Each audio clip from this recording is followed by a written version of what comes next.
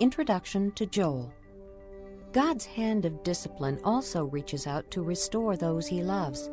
God's prophet Joel tried to reach out to those living in the southern kingdom of Judah to return to God before even greater discipline and judgment. Joel, whose name means the Lord is God, was a constant reminder of the one true God. Joel wrote this prophecy around 835 BC. He used a recent plague of locusts and a time of drought to illustrate his message of God's discipline. He spoke of coming judgment with the phrase, "the day of the Lord," which had meaning for the people in his day as well as in a future time of judgment. Through Joel, God pursues his people, offering restoration and blessing, and the promise that he will send his Spirit. Joel, chapter 1. The word of the Lord that came to Joel, son of Pethuel.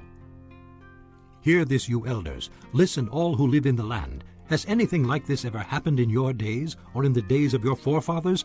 Tell it to your children, and let your children tell it to their children, and their children to the next generation. What the locust swarm has left, the great locusts have eaten. What the great locusts have left, the young locusts have eaten. What the young locusts have left, other locusts have eaten. Wake up, you drunkards, and weep. Wail, all you drinkers of wine. Wail because of the new wine, for it has been snatched from your lips. A nation has invaded my land, powerful and without number. It has the teeth of a lion, the fangs of a lioness. It has laid waste my vines and ruined my fig trees. It has stripped off their bark and thrown it away, leaving their branches white. Mourn like a virgin in sackcloth, grieving for the husband of her youth. Grain offerings and drink offerings are cut off from the house of the Lord. The priests are in mourning, those who minister before the Lord. The fields are ruined, the ground is dried up, the grain is destroyed, the new wine is dried up, the oil fails. Despair, you farmers, wail, you vine growers, grieve for the wheat and the barley, because the harvest of the field is destroyed. The vine is dried up, and the fig tree is withered.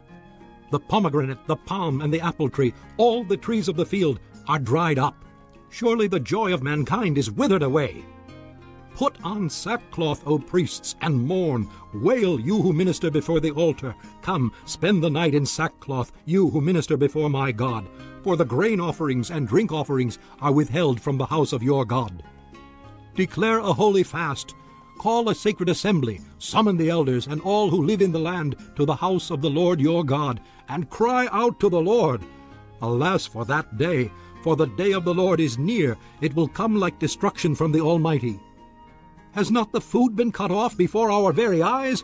Joy and gladness from the house of our God? The seeds are shriveled beneath the clods. The storehouses are in ruins. The granaries have been broken down, for the grain has dried up. How the cattle moan! The herds mill about because they have no pasture. Even the flocks of sheep are suffering. To you, O Lord, I call, for fire has devoured the open pastures, and flames have burned up all the trees of the field. Even the wild animals pant for you. The streams of water have dried up, and fire has devoured the open pastures. Chapter 2. Blow the trumpet in Zion. Sound the alarm on my holy hill. Let all who live in the land tremble, for the day of the Lord is coming. It is close at hand. A day of darkness and gloom, a day of clouds and blackness. Like dawn spreading across the mountains, a large and mighty army comes, such as never was of old, nor ever will be in ages to come. Before them fire devours, behind them a flame blazes. Before them the land is like the Garden of Eden, behind them a desert waste. Nothing escapes them. They have the appearance of horses. They gallop along like cavalry. With a noise like that of chariots, they leap over the mountaintops, like a crackling fire consuming stubble, like a mighty army drawn up for battle. At the sight of them, nations are in anguish.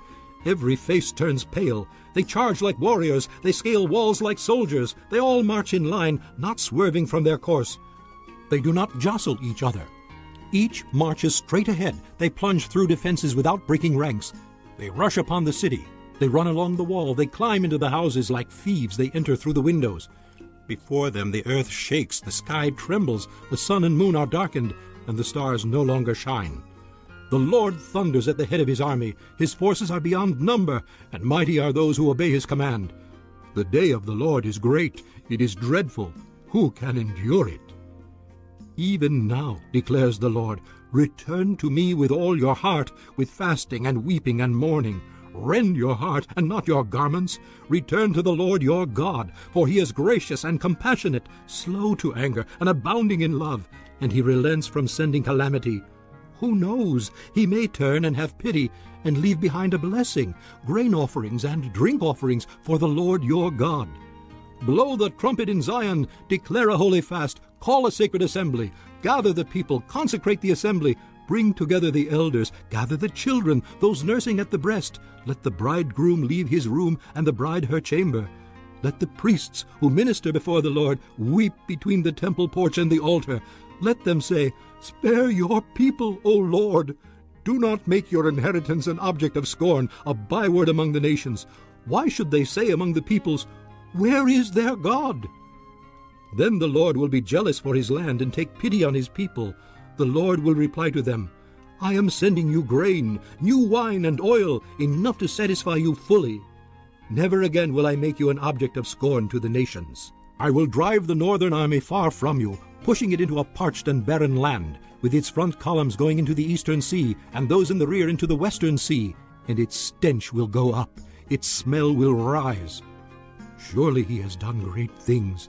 Be not afraid, O land. Be glad and rejoice. Surely the Lord has done great things. Be not afraid, O wild animals, for the open pastures are becoming green. The trees are bearing their fruit. The fig tree and the vine yield their riches. Be glad, O people of Zion. Rejoice in the Lord your God, for he has given you the autumn rains in righteousness. He sends you abundant showers, both autumn and spring rains, as before. The threshing floors will be filled with grain. The vats will overflow with new wine and oil. I will repay you for the years the locusts have eaten, the great locust and the young locust, the other locusts and the locust swarm, my great army that I sent among you. You will have plenty to eat until you are full, and you will praise the name of the Lord your God, who has worked wonders for you. Never again will my people be shamed. Then you will know that I am in Israel, that I am the Lord your God, and that there is no other. Never again will my people be shamed. And afterward I will pour out my spirit on all people. Your sons and daughters will prophesy. Your old men will dream dreams. Your young men will see visions.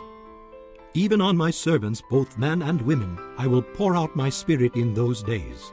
I will show wonders in the heavens and on the earth, blood and fire and billows of smoke.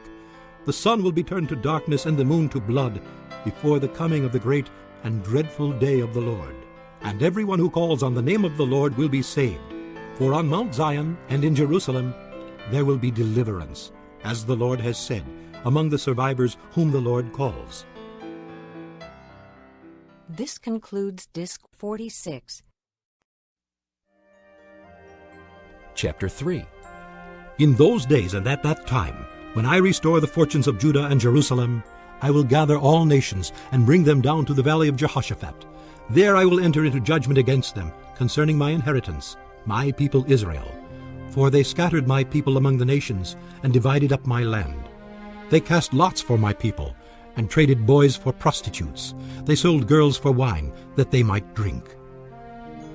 Now what have you against me, O Tyre and Sidon, and all you regions of Philistia? Are you repaying me for something I have done? If you are paying me back, I will swiftly and speedily return on your own heads what you have done. For you took my silver and my gold, and carried off my finest treasures to your temples.